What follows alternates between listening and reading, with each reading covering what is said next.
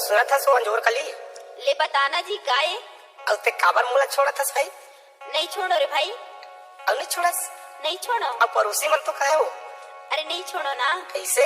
हाँ हो आधा दिना माते छोड़े मोला पीछे गली मारे बेटे बोला। आधा दिना माते छोड़े मोला पीछे गली मारे बेटे बोला।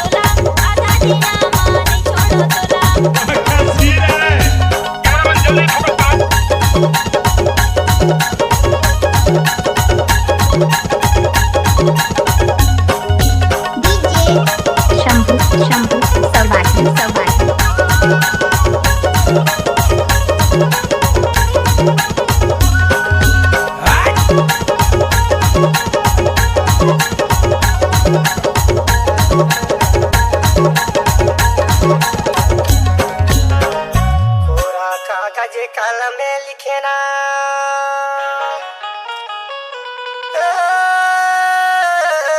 मोरे रानी। कोरा कागज कलम में लिखे ना मोला तहा छोड़े पगली दूसर के बूढ़े माँ।